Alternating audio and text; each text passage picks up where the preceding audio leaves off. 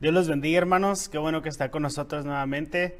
Vamos a orar primero para darle gracias a Dios que podemos estudiar hoy su palabra y pedir que su Espíritu Santo nos dirija hoy a estudiar estos capítulos de Primera de Reyes. Gracias, Cristo Jesús. Gracias por cada hermano, Señor, que puede escuchar este mensaje. Gracias porque a pesar de todo lo que estamos viviendo, Señor, tú eres fiel y bueno con cada uno de nosotros. Te agradezco por el interés. Te agradezco por el deseo que has puesto en cada hermano de la congregación, Señor, para seguir escuchando tu palabra. Te pido que sea de bendición para nosotros, que tu Espíritu Santo hable a nosotros, que tu palabra cumpla su propósito en nuestras vidas, Señor Jesús. Y te agradecemos por este día que tú nos has dado para poder escuchar hoy de tu palabra. Pedimos todo esto en el nombre del Padre, del Hijo y del Espíritu Santo. Amén. Hermanos, es un gozo para mí nuevamente compartir Primera de Reyes con ustedes. Ya hemos llegado al capítulo 11, casi al final, y vamos a continuar con el capítulo 12 y 13. Voy a dar un resumen breve de estos tres capítulos porque a ellos tres tratan principalmente acerca de la vida de un hombre que se llama Jeroboam. Y solamente quiero enlazar lo que vamos a ver hoy con lo que vimos la semana pasada. La semana pasada veíamos el final de la vida de Salomón, cómo por la desobediencia que él comete, el pueblo empieza a practicar la idolatría, empiezan a hacer santuarios y altares paganos por todo Israel. Y veíamos que se levantaron tres adversarios en contra de Salomón. Si recuerda, la semana pasada les decía que uno de ellos es sumamente importante para la continuación en la historia de la vida del pueblo de Israel. Y recordemos que este libro, los primeros lectores, los lectores originales, ellos ya sabían qué es lo que había sucedido. Ellos ya sabían cómo terminó la historia porque estaban pagando las consecuencias de la desobediencia de Salomón y los reyes después de él. Pero al leer ellos esta recuento en Primera de Reyes, ellos estaban dando cuenta el origen del por qué ellos se encontraban en cautiverio en Babilonia. Entonces, la última parte que veíamos eran estos tres adversarios que Dios levanta en contra de Salomón y el más importante siendo Jeroboam. Así que de ahí quiero iniciar en el capítulo 11 de Primera de Reyes. Voy a leer el versículo 27 al 33 y me gustaría que me acompañara ahí en sus Biblias.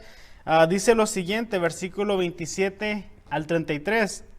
Esta es la historia que explica su rebelión. Salomón estaba reconstruyendo los terraplenes y reparando las murallas de la ciudad de su padre David. Jeroboam era un joven muy capaz.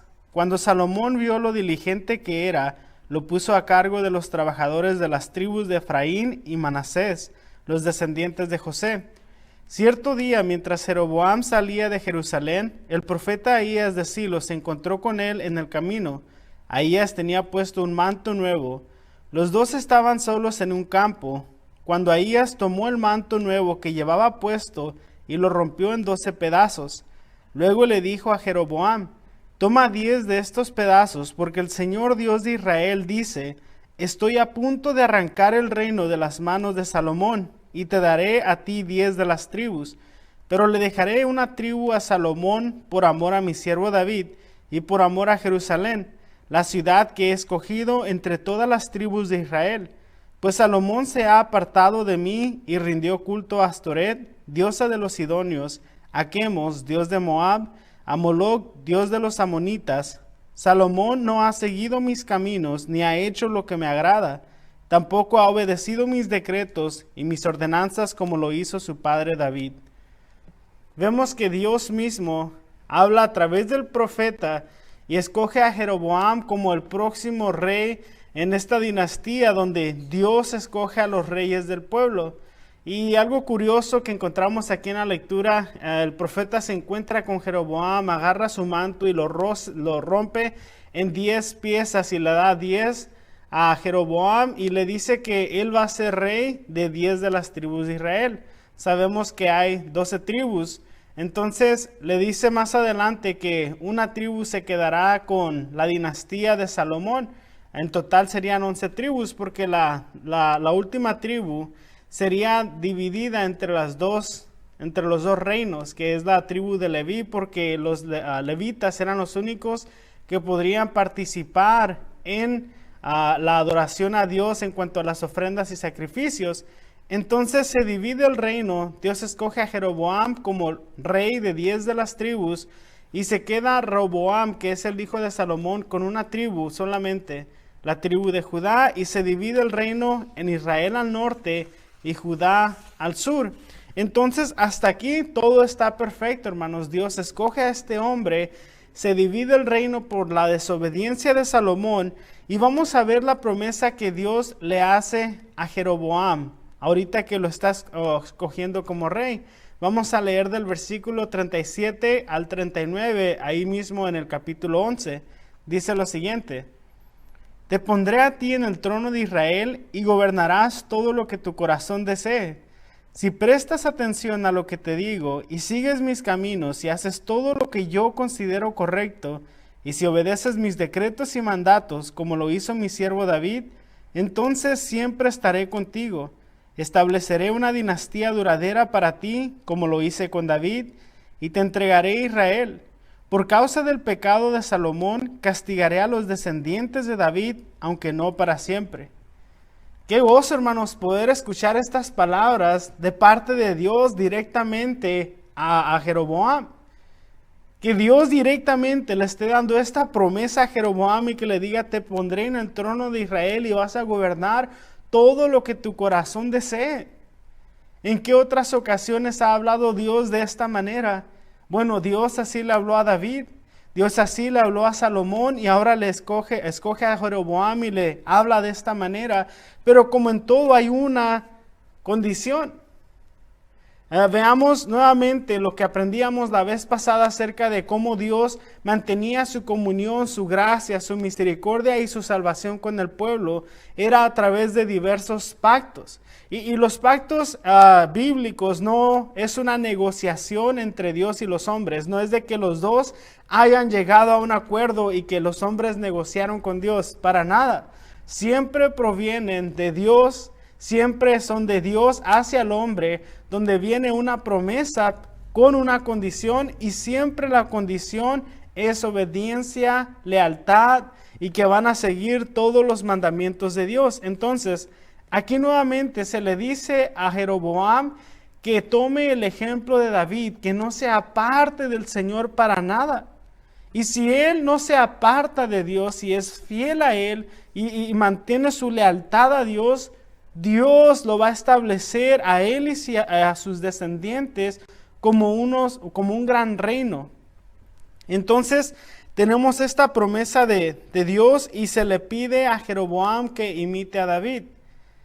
Lamentablemente, hermanos, la razón por la que vamos a estudiar la vida de Jeroboam es porque Jeroboam hace exactamente lo contrario, lo opuesto en todos los sentidos, en todas las áreas de su vida. Completamente hace todo en contra de lo que Dios le habla en esta parte de las Escrituras. Entonces el libro de Primera de Reyes toma una gran parte de la historia para enfocarse en cada falla, cada pecado y cada debilidad que tenía Jeroboam. Vamos a ver en el capítulo 11, 12 y 13 grandes fallas de este hombre. ¿Por qué? Porque el autor nos está mostrando, así como David fue importante dentro de la historia del pueblo de Israel para bendición, nos va a mostrar cómo Jeroboam también es igual de importante, pero por todas las razones equivocadas, por su maldad, por su desobediencia y por su idolatría, por haber quebrantado los mandamientos de Dios y haberse alejado de él.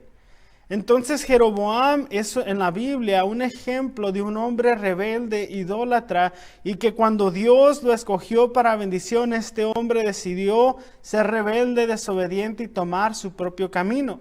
Entonces Jeroboam asienta las bases para la destrucción del pueblo de Israel.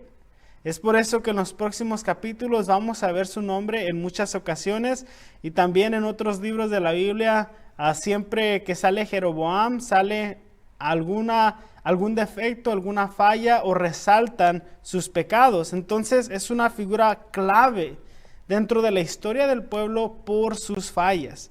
Entonces vamos a continuar con el capítulo 2, hermanos. Ya vimos aquí cómo es que Dios lo escoge, cómo es que Dios quiere tratar con él, cuál es la promesa que Dios le da y cuál es la condición para su reinado. Y vamos a brincarnos al capítulo 12. Esto es después de que muere Salomón y en un reino se establece Roboam como rey, el hijo de Salomón en el sur. Y en el norte está Jeroboam como rey sobre 10 tribus. Dice lo siguiente, el versículo 25 al 33 del capítulo 12. Jeroboam fortificó la ciudad de Siquem, en la región montañosa de Efraín, la que llegó a ser su capital. Tiempo después también fortificó la ciudad de Peniel. Jeroboam pensó, si no tengo cuidado, el reino volverá a la dinastía de David. Cuando este pueblo vaya a Jerusalén para ofrecer sacrificios en el templo del Señor, ellos volverán a ser leales al rey Jeroboam de Judá. A mí me matarán y a él lo nombrarán rey en mi lugar. Entonces, siguiendo la recomendación de sus consejeros, el rey hizo 2 becerros de oro. Después dijo a la gente, para ustedes es muy complicado ir hasta Jerusalén a adorar. Miren, israelitas, estos son los dioses que los sacaron de Egipto. Jeroboam colocó uno de los ídolos con forma de becerro en Betel y al otro lo puso en Dan, es decir, en ambos extremos de su reino. Esto llegó a ser un gran pecado, porque la gente rendía culto a ídolos y viajaba hasta Dan, al norte, para rendir culto al becerro que estaba ahí. Además, Jeroboam construyó edificios en el mismo sitio de los santuarios paganos y consagró sacerdotes de entre la gente común, es decir, personas que no pertenecían a la tribu sacerdotal de Leví. También instituyó un festival religioso en Betel que se celebraba el día 15 del 8º mes y que era una imitación del festival de las enramadas en Judá. Ahí en Betel, Jeroboam ofrecía sacrificios a los becerros que había hecho y nombró sacerdotes para los santuarios paganos que había construido. Así que el día 15 del 8º mes, una fecha que él mismo había designado, Jeroboam ofreció sacrificios sobre el altar de Betel. Él instituyó un festival religioso para Israel y subió al altar a quemar incienso. Muchas cosas que podemos resaltar aquí, hermanos, y solamente voy a hacer un resumen de algunas de ellas y vamos a ver otras a detalle. Estamos viendo cómo este hombre que fue escogido por Dios y se le da una promesa que va a reinar todo lo que su corazón desee si es obediente y fiel a Dios, cómo está fallándole desde el inicio de su reinado. Desde que empieza a reinar hay una cosa que está en él que lo impide confiar completamente en Dios y se llama inseguridad, hermanos. Inseguridad. La inseguridad que tenía este hombre es tan grande que lleva al pueblo a caer en una idolatría completa y una decadencia espiritual que los lleva a ser cautivados por los asirios. Y vemos que este hombre, cuando pudo haber sido un hombre de fe, un ejemplo para el creyente, termina siendo un ejemplo de un hombre pecador, un hombre pecaminoso y rebelde, idólatra y desobediente. ¿Y por qué resaltamos la inseguridad de él? Primeramente, en cuanto empezamos a leer el versículo 25, nos habla la palabra de Dios que empieza a fortificar las ciudades de Siquem y de Peniel. Cuando Dios le pidió que confiara completamente en él y que su reinado y su dinastía estaban aseguradas en Dios, él decide fortificar las ciudades de una manera militar. Él no escucha, no toma consejo de las palabras del profeta y aunque escuchó directamente de la voz del profeta lo que Dios le había dicho, había una inseguridad en él y dijo, es mejor que yo fortifique mis ciudades. Empieza a tomar las cosas en sus manos y empieza a decidir qué es lo mejor para su reino, cuál es lo mejor para su dinastía. Y él empieza a fortificar estas ciudades en vez de buscar primeramente lo espiritual. En vez de buscar primeramente el reino de Dios y enfocarse en obedecer a Dios, se enfocó en fortalecer sus ciudades y entra la cosa más terrible. Una inseguridad donde él empieza a decir, cuando el pueblo vaya a Jerusalén a adorar a Dios, van a quedarse allá y van a ser leal a Roboam, el rey que tienen allá, y van a regresar solo para matarme y quitarme el reino. Hermanos, ¿qué no Dios le había prometido? Que él mismo iba a asegurar y establecer la dinastía de Jeroboam, si solamente fuera fiel, confiara en él y obedeciera. Y esta inseguridad que tiene él lo lleva a la idolatría, lo lleva a crear 2 becerros de oro y pone uno en cada extremo de su reino para que la gente ya no tenga la necesidad de ir a Jerusalén a adorar. Y aquí quiero detenerme bastante, hermanos, porque es algo tan importante de ver cómo la inseguridad siempre nos lleva a la idolatría. La inseguridad siempre nos llevará a la idolatría. La inseguridad en que Dios cumplirá su promesa de que Dios responderá, de lo que la palabra de Dios me dice es realmente lo que sucederá, lo que vendrá, que realmente lo que la palabra de Dios me dice que espere y sea paciente en Él. Pero ¿qué tal si no contesta? ¿Qué tal si no me está escuchando? ¿Qué tal si no está viendo mi dolor y mi sufrimiento y mi pérdida? ¿Qué tal si no está viendo cómo estoy batallando? Nuestra inseguridad nos lleva a la idolatría y estas 2 cosas siempre van juntas y encontramos muchos ejemplos en la Biblia, no solamente del pueblo de Israel, sino en personas que su inseguridad en que Dios proveerá, la inseguridad de que si Dios realmente escuchará mi oración, de que si Dios realmente cumplirá su promesa, los lleva a cometer un pecado. Lo vemos en la vida de Abraham, mintió en varias ocasiones. Lo vemos en la vida de Jacob, un mentiroso la mayor parte de su vida, aunque tenía una promesa de parte de Dios. Y lo encontramos nuevamente en Jeroboam.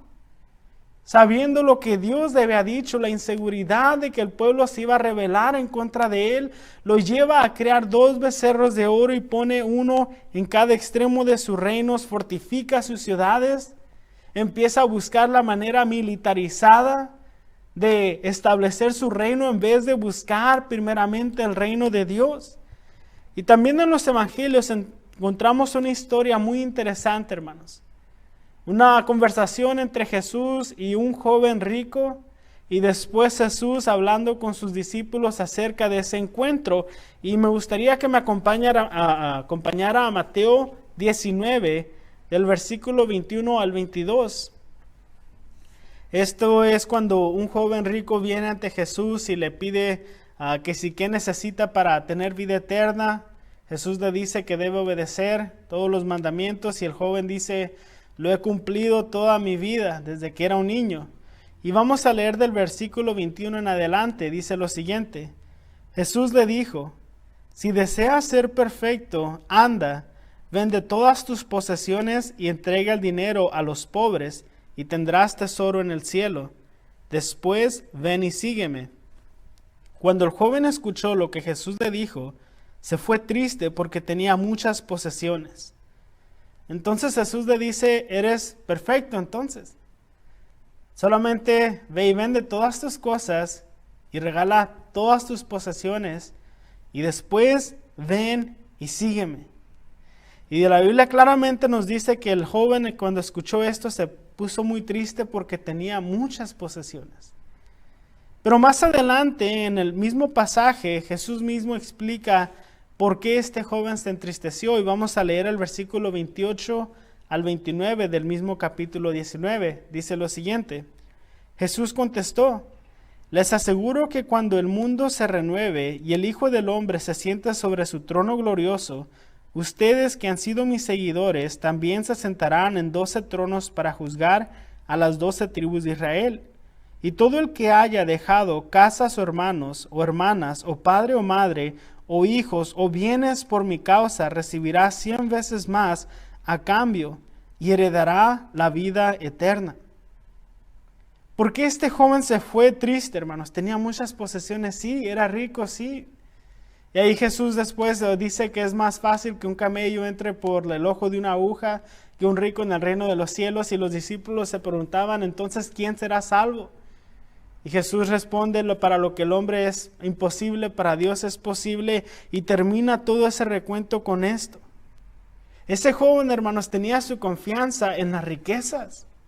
Tenía su confianza plena en las riquezas y no podía confiar plenamente en Jesús porque tenía su plan A, su primera opción, su prioridad eran sus riquezas.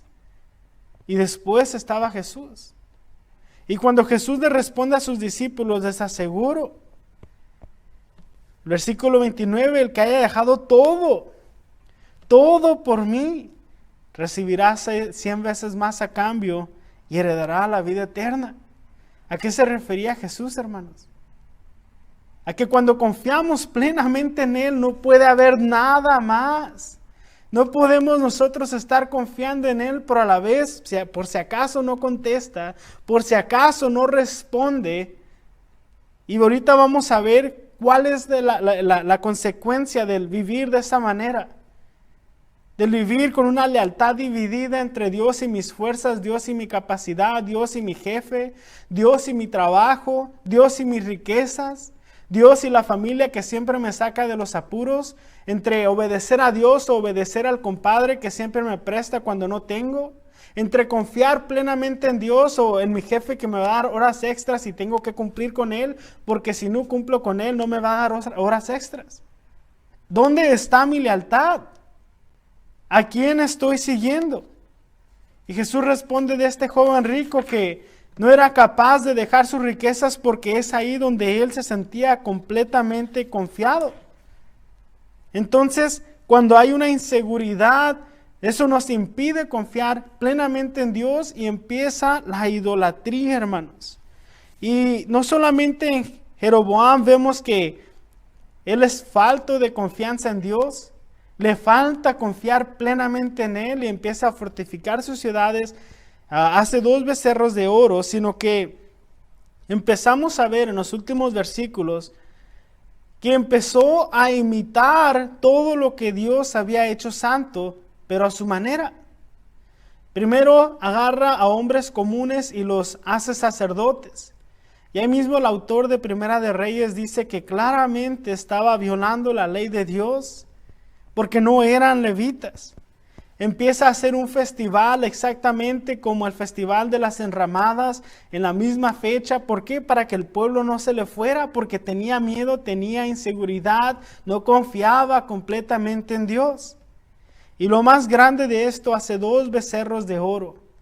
Y les dice las siguientes palabras: este es el Dios que los sacó de la tierra de Egipto. ¿Dónde más hemos visto exactamente esta acción con estas palabras? Cuando el pueblo, hermano, sale de Egipto y se sube Moisés a la montaña a recibir los 10 mandamientos de parte de Dios, Aarón se quedó a cargo del pueblo y la Biblia nos muestra cómo la gente se acercó a Aarón y Aarón empezó a juntar oro y lo empiezan a moldear. Lo funden y terminan haciendo un becerro de oro y dicen las siguientes palabras: este es su Dios que lo sacó de la tierra de Egipto. Y así como se había pasado en aquella ocasión y fue algo terrible para el pueblo de Israel ante los ojos de Dios, una abominación, vuelve a suceder con Jeroboam haciendo exactamente la misma práctica. Exactamente la manera en la que el pueblo había enfurecido a Dios, había fallado, había quebrantado su ley en el desierto con Aarón, lo estaban volviendo a hacer. Llamar a un animal hecho de oro Dios, este es su Dios. La blasfemia tan grande que estaban diciendo, el mismo error una y otra vez, hermano. Tan grave la inseguridad de este hombre que terminó causando que todo el pueblo cayera en idolatría, y el mismo pasaje ahí nos muestra que fue algo tan grande para el pueblo. Fue algo que causó que el pueblo cayera en una decadencia espiritual. Nuevamente la inseguridad lleva a la idolatría. ¿Por qué? Porque cuando dejamos de confiar en Dios, no quiere decir que ya no tengo confianza. La confianza está al 100% todavía, pero ya no está puesta en Dios, está puesta en alguna otra cosa para satisfacer nuestra inseguridad. Esa confianza ya no la pusimos en Dios, la empezamos a poner en la cuenta de banco, en el cheque que va a llegar la otra semana, en el compadre que le debe dinero, en las horas extras que le van a dar. Empieza a poner su confianza en algún familiar, en algún amigo y lo peor de todo, en nosotros mismos. La confianza continúa, pero no está puesta en Dios, de que Él proveerá, que Él sanará, que Él contestará nuestras oraciones, y empezamos por nuestra inseguridad a crear ídolos. Y nos vamos apartando poco a poco. Y el problema es este, hermanos, que entre más nos alejamos de Dios, y entre más confiamos en otras cosas, en otras personas, en nosotros mismos, porque incluso los ateos creen en ellos mismos de que ellos son mini dioses, que ellos todo lo saben, todo lo podemos. El problema es de que cuando caemos en esto es tan difícil regresar a Dios. Para el pueblo de Israel fue algo que no pudieron superar, y la condenación y el juicio de Dios sobre ellos fue tan grave que fueron tomados como esclavos, la mayor parte de ellos exiliados en tierras extranjeras como esclavos. De esa magnitud, de esa gravedad como Dios ve la idolatría, la rebeldía del pueblo. Y aquí solamente vemos dos caminos, hermanos: el confiar plenamente en Dios, especialmente para Jeroboam, que había recibido una palabra directa de parte de Dios, que era lo que él debía haber hecho. Y está la contraparte, que es igual confiar plenamente, pero en alguna forma de idolatría. Sea cual sea, sigue siendo idolatría. Y el pecado tan grande que termina cometiendo Jeroboam al limitar todo lo que era santo, pero a su manera. No pasó mucho tiempo para que Dios le mandara un mensajero a Jeroboam para denunciar las obras que estaba haciendo. Y si se fija en su Biblia, sobre el capítulo 13, viene una frase que describe lo que continúa en esos pasajes. Y aquí en mi Biblia dice: un profeta denuncia a Jeroboam. Y vamos a leer esta parte solamente del versículo 1 al 6. Dice lo siguiente: por mandato del Señor, un hombre de Dios de la región de Judá fue a Betel, y llegó en el momento que Jeroboam se acercaba al altar para quemar incienso. Luego, por mandato del Señor, el hombre de Dios gritó: ¡Oh altar, altar! Esto dice el Señor: en la dinastía de David nacerá un niño llamado Josías, quien sacrificará sobre ti a los sacerdotes de los santuarios paganos que vienen aquí a quemar incienso, y sobre ti quemarán huesos humanos. Ese mismo día el hombre de Dios dio una señal para demostrar que su mensaje era verdadero, y dijo: el Señor ha prometido dar una señal. Este altar se partirá en dos, y sus cenizas se derramarán en el suelo. Cuando Jeroboam oyó el hombre de Dios hablar contra el altar de Betel, el rey lo señaló con el dedo y gritó: detengan a ese hombre. Pero al instante la mano del rey se paralizó en esa posición y no podía moverla. En ese mismo momento se produjo una enorme grieta en el altar, y las cenizas se desparramaron, tal como el hombre de Dios había predicho en el mensaje que recibió del Señor. Entonces el rey clamó al hombre de Dios: te ruego que le pidas al Señor tu Dios que me restaure la mano. Así que el hombre de Dios oró al Señor, y la mano quedó restaurada, y el rey pudo moverla otra vez. Me gusta mucho leer estos pasajes. Si pudiera, leyéramos el capítulo 11, 12 y 13, porque es muy claro cómo Dios estaba obrando, cómo Dios le habla al pueblo, cómo Dios habla a la iglesia. y cómo Dios está hablando en nuestras vidas también, hermanos. La maldad de Jeroboam no continuó.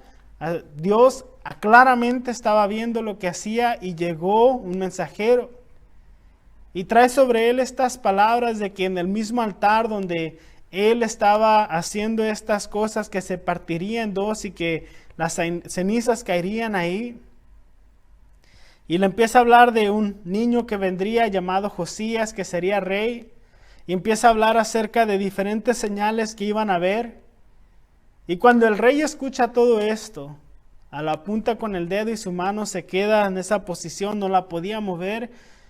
Y le pide al hombre de Dios que le pida a Dios para que pueda mover la mano.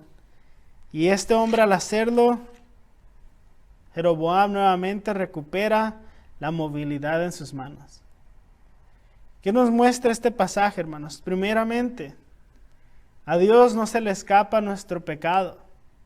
Y tal vez muchas veces decimos, en cuanto hago algo malo, en cuanto hago algo que no debo, rápido Dios responde y me muestra mi error. Siento que el Espíritu Santo me redarguye. Amén, gloria a Dios. Qué bueno, hermanos, es el amor de Dios cuidándonos, protegiéndonos, guiándonos en la dirección correcta. Y decimos, pero cuando yo le pido algo, cuando necesito algo, no me responde. No contesta de la misma manera tan pronto. ¿Por qué? Hermanos, aquí estamos viendo a Jeroboam que empezó a practicar algo que no debía haber hecho. Dios le manda a un hombre para condenarlo por su pecado y aún así se enoja, se indigna por lo malo que estaba haciendo. Y cuando no pudo mover la mano, le pide a Dios y Dios lo sana. Vemos la condenación y el juicio de Dios que nadie se le va a escapar, hermanos. La Biblia claramente nos dice que no toma por inocente al impío. Pero en el mismo pasaje donde vemos la justicia y la condenación de Dios sobre el pecado y su poder, también vemos claramente la misericordia de Dios. Al recuperar la movilidad en la mano de este rey idólatra, rebelde y pecaminoso. En el mismo pasaje donde estamos viendo que se cumple este juicio en contra de él, vemos que Dios le da la sanidad a este rey malvado. Hermanos, no hay nadie como nuestro Dios. Y en este pasaje claramente vemos el paralelo del amor, que es una misericordia, es una gracia inmerecida, es un regalo que recibimos, pero a la vez su justicia y su condenación, y las dos partes del amor claramente demostradas en este pasaje. Aunque este hombre era inseguro, aunque este hombre era idólatra, Dios hizo un milagro. ¿Por qué? ¿Porque ese hombre era bueno? No, porque Dios es bueno, porque Dios es misericordioso, porque Dios obra y muestra su poder en maneras en las que nosotros no conocemos. ¿Excusa que este hombre sea un pecador? Para nada. Y su juicio viene. Y la próxima semana y las semanas después vamos a estar viendo cómo Dios obra con él. Pero claramente nos muestra, hermanos, que Dios obró en su vida. Este hombre era inseguro, idólatra, rebelde, desobediente. ¿Es eso lo que Dios quería para él? Absolutamente que no. Porque Dios le restauró la movilidad, ¿quiere decir que Dios estaba bien con lo que Jeroboam practicaba? Claro que no. Es para mostrar el poder y la misericordia de Dios. No para mostrar al hombre. No es para resaltar los hechos de Jeroboam, sino para resaltar y darle gloria y honra a Dios. Ahora la pregunta para nosotros como lectores, como discípulos de Jesús, ¿dónde está nuestra confianza? La confianza permanece, pero ¿en dónde está puesta? ¿Seguimos confiando en Dios, siendo leales, obedientes y confiando en Él? ¿O hemos tomado la alternativa de poner nuestra confianza en cosas terrenales, materiales, en personas o en nosotros? Hermanos, aunque Dios tenga misericordia con nosotros, no quiere decir que Dios esté de acuerdo con las cosas que practicamos. Así que en este día veamos la vida de Jeroboam, veamos la grandeza, el poder y la misericordia de Dios. Y le pido que en su casa, con su familia, lean estos pasajes. Es muy interesante ver estos atributos de Dios, exhibiéndolos, Dios para el creyente. Y quisiera orar, hermanos, por cada uno de nosotros, para que Dios sea nuestra prioridad, que lo busquemos primeramente. Que si hay inseguridad en nuestro corazón acerca de las promesas de Dios, acerca de lo que su palabra nos habla, acerca de la respuesta de Dios, cuándo vendrá, que no nos lleve a la idolatría, que no nos lleve al pecado, que no nos lleve a confiar en nosotros mismos, sino que seamos pacientes, obedientes y leales hasta el final. Vamos a orar, hermanos. Padre, te agradecemos hoy porque al leer estos pasajes, Padre, se alegra nuestro corazón. Podemos ver cómo tú has obrado, Señor Jesús. Podemos ver la misericordia y el poder en estos pasajes de cómo a un hombre que practicaba la rebelión abiertamente en contra de ti, tú hiciste un milagro. Y no porque el hombre sea bueno, no porque Jeroboam lo merecía, sino porque tu nombre fue glorificado en ese momento. Y hoy en día, Señor, sigues haciendo lo mismo. Pero muchas veces creemos que porque tú provees, que porque tú vienes a nuestras vidas, que porque tú sanas o haces un milagro en nuestras vidas, que estás de acuerdo con el estilo de vida que llevamos, Padre. Y ese no es el punto de estos pasajes. Es para mostrar tu gloria, para mostrar tu misericordia, para mostrar el poder que tú tienes, Señor, para que nuestro corazón, que nuestra mirada nuevamente cambie y sea puesta en ti, Señor. Y te pido por mis hermanos, Padre, que escuchan esta predicación, que si en su corazón está la inseguridad, que si han dejado de confiar plenamente en ti, Señor, ten misericordia de nosotros. Te pedimos perdón y pedimos que haya convicción en nuestro corazón de que lo que tu palabra nos habla se cumplirá, que nos ayudes a ser pacientes en la enfermedad, nos ayudes a ser pacientes en el dolor, nos ayudes a esperar en ti, Señor, en medio de cualquier circunstancia, sabiendo que tú tienes todo en control, Señor, que todo lo que obra a nuestro alrededor es para nuestro bien, Señor. Que podamos ser leales a tu palabra y que nos ayudes, Señor, a obedecer tus mandamientos. En este día, Padre, venimos ante ti, nos alegra poder estudiar tu palabra y nos alegra, Padre, poder ver cómo tú obras. Gracias por este tiempo, damos gloria y honra a tu nombre, y en tu nombre oramos, Cristo Jesús. Amén.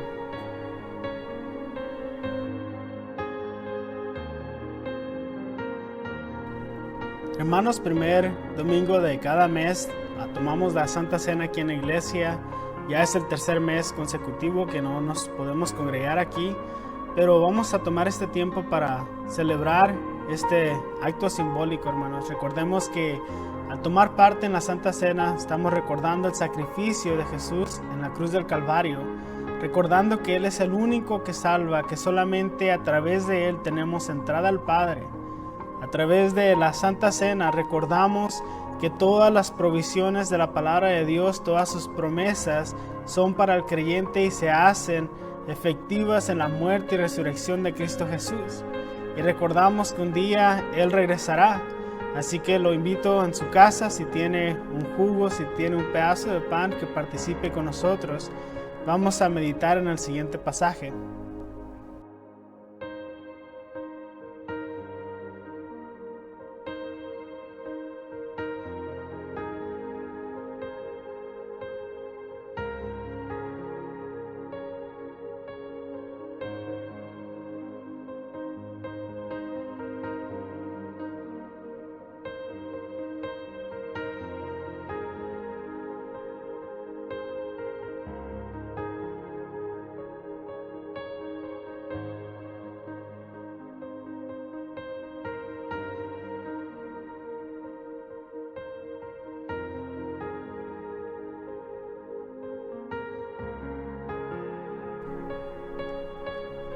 Pues yo les transmito lo que recibí del Señor mismo.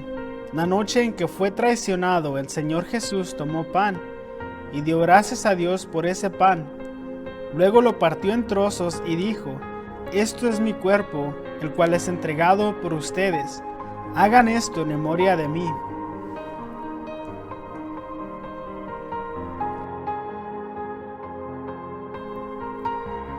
De la misma manera, tomó en sus manos la copa de vino después de la cena y dijo: Esta copa es el nuevo pacto entre Dios y su pueblo, un acuerdo confirmado con mi sangre. Hagan esto en memoria de mí todas las veces que la beban, pues cada vez que coman este pan y beban de esta copa, anuncian la muerte del Señor hasta que Él vuelva.